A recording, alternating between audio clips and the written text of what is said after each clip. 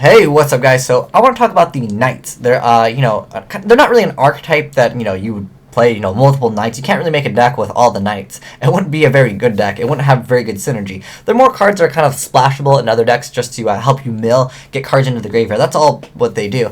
This is the original one, so we'll check out the original one because this card doesn't see so much play. So if you guys aren't familiar with Armageddon Knight, here's the original one. This is Armageddon Knight.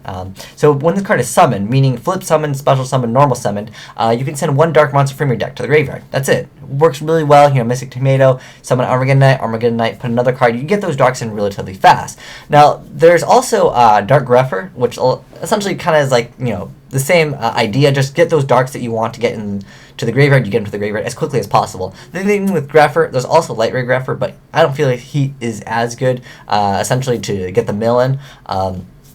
But yeah, he is there also. But yeah, the Armageddon archetype, or the Knights archetype, I should say, is more centered around, again, sending cards to the graveyard. Now, there's a few of them that came out. This one actually came out in Abyss Rising. However, his name is actually Shore Knight. They just didn't update it on Dueling Network. But yeah, let's check out the other Knights effects, and I kind of want to just talk about them a little bit. So yeah, this is Distant Deep Knight. So his effect is, once per turn, when this face-up card's battle position is changed, you can send one water monster from your deck to the graveyard. Now, we already have Gen X Undyne to basically do the same thing. That's kind of like the main Armageddon Knight, essentially. But the problem with running him is he's, relatively low in attack. Well, I mean, pretty much all the knights they're the same. They're all 1400. So, I mean, at least he's got 200 more. I mean, I know it's very minor, but, sometimes that 200 life points is just, enough to activate us all morning. I've seen that happen a few times. But, yeah, that said, with the Distant Deep Knight, I feel like he could potentially see some play, depending on what cards you can tech into your deck, or maybe you have some other combos that you can really make use of him. I mean, if he technically survives and you summon another one next turn, or you could just move it to defense the next turn. Like, say you summon Distant Deep Knight or Shore Knight, whatever you want to call him. We'll call him Distant Knight because that's what his name is. Or we can call the Water Armageddon Knight. Actually, that'll make it easier. We'll call them by like the whatever there are. This is the water one. But anyways, yeah, if you can protect him, you set Solemn Warning bottomless, you make him survive, next turn you just move him to defense.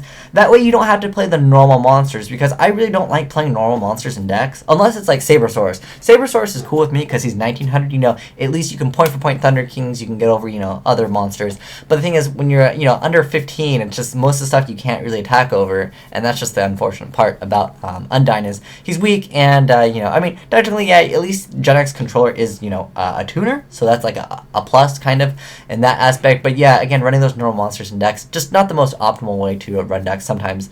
But if you draw multiple, like most of the decks will play 2 of the Gen X controllers in like any Murmur Atlantean builds. And the thing is, when you draw double, it really hurts because you can't activate Undyne's effect, or Undine, whatever you want to call him. Yeah, you can't activate his effect because you have to have the target in your deck. Also, if he gets effect Veilered, you do still have to send. So it's like, if they Veiler you when you summon Undine, you're good to go, because you can be like, oh, it's a cost to send, and then the only part that kind of hurts, I guess it doesn't really even hurt. You just don't get to add the normal monster, which you technically don't want in your hand really anyways. So it's actually kind of like, it's cool. Veiler? Awesome. But yeah, that said, I mean, he basically does the same thing that this card does, but you gotta run the normal monster. So again, you could, if this card survives, he's not that bad. But yeah, I just want to talk about the other ones. Here is Dust Knight. Now, Dust Knight, he has a flip effect, so he's kind of slow. Like, I feel like most of these are just too slow. Like, why couldn't they just have Armageddon Knight's effect? Although the water one would honestly be too good. I'm actually kind of glad they made it so, they also made it so it's like once per turn for his effect. So I'm glad they did that, because there might have been some type of shenanigans that you can pull off with, Distant Deep Knight, and like a card that was like a, I don't know, there's the Karakuri one that switches battle positions, but I don't think you can really make use of it in, Murmur Atlanteans. But yeah, let's go ahead and check out the other Knight here. This is Crimson Flame Knight, so it's when another fire monster you control is destroyed and sent to the graveyard, you can send one fire monster from your deck to the graveyard. When this card on the field is destroyed and sent to the graveyard, you can send one fire monster from your deck to the graveyard. You can only use the effect of Crimson Flame Knight once per turn. So I don't think that that's bad. At least you get to get double cards out with him, because when he's destroyed, you get to send another one. So, I don't feel like that he's that bad. There is a card basically that just dumps more fires. That would be UFO Turtle. It actually just got reprinted as secret rare, in fact. But yeah, you can, UFO Turtle if you really just feel like you need to get more fires into the graveyard. But I think Laval's do a good enough job, because that's kind of like the meta fire deck. I know there is the Fire Stars deck, but I don't really know too much about that. I'll have to kind of wait and see what more support that they get to really talk about them. But yeah, that said, I feel like all these cards are kind of too slow. Like Dust Knight is also just too slow for me, because you gotta set it. It's a flip effect, and yeah, I don't know. Like Roxanne is pretty slow to begin with, so yeah, I don't think it's just too viable. I think that the one that has the most potential is the Water Armageddon Knight, because yeah, it's not that bad. I mean, as long as you can get him to survive, you don't have to play the Undying, and you don't have to play the normal monsters, which means you have a chance to not draw the normal monsters. Because the thing with the Mermaid Atlanteans, if they draw double controller, it really hurts, because controller does almost nothing in their hand unless they play creature swap.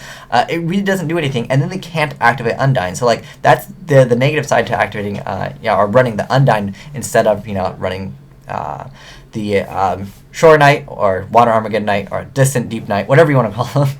But yeah, I don't know. I mean, at least he's a warrior too. So like, all of them are in fact warriors. So if you run multiples, hey, you can make Excalibur, 4,000 plus sending, multiple water monsters effects.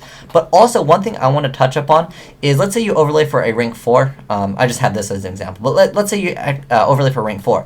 Keep in mind, when you overlay for like water monsters, let's say you used Marksman. Let's see, Atlantean. Here's the Marksman here. When you overlay with the water monsters, so let's say I overlay for number 17, these cards get their effects whenever they're sent to the graveyard from a water monster's effect. Number 17 happens to be a water monster, so that means you get the effect. So maybe if you overlay Distant Deep Night, what is that rank for? Let me just go check it out real quick. It has to be water. It's effect and attribute water. Okay, so I believe. What is that? Oh, gotta go to XYZ. Okay, there we go. Abyss Dweller. This is the card that a lot of people are playing. So if you go for like Abyss Dweller, and then you summon Dragoons. Let me type in that card. So just in case you guys didn't know Dragoons. Oh, there's a lot of Dragoon. Okay, there's only 2.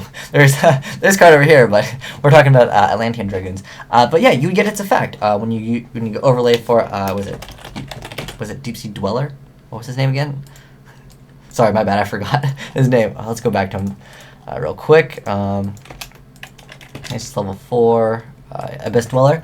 Yeah, all mortal monsters gain 500 attack once per turn. You can detach one, and if you detach, your Dragoons, you'll get the effect. So if you overlay with, like, let's say the Armageddon Knight plus that, hey, you got a rank 4, and you can use their effect. So like, I really feel like it has some potential. Like really, the water ones where I'm looking at. If you guys know any combos to really use the Distant Deep Night with, let me know in the comment section below, because yeah, I feel like out of all the Armageddon Knights, other than the original dark one, I just don't really feel like these are really necessary. But if you guys can figure out combos with them, hey, that's cool. Let me know in the comment section below. I'd love to hear what you guys have to say. But I definitely feel like this one has the most potential out of the Armageddon Knights.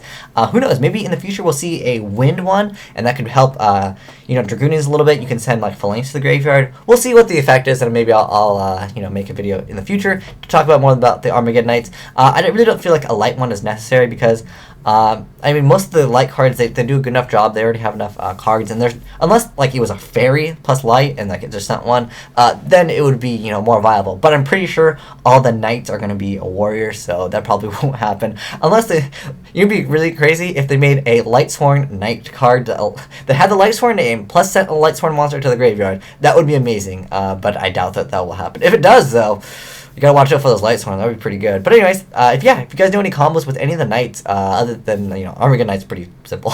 But yeah, I want to know if you guys can figure out a use for Distant Deep Night. It'd be an interesting card to see how it combos and how it actually will see some play in the meta. It might not. I don't know. It has some potential though. But thanks for watching, guys. Asian White Dragon signing out.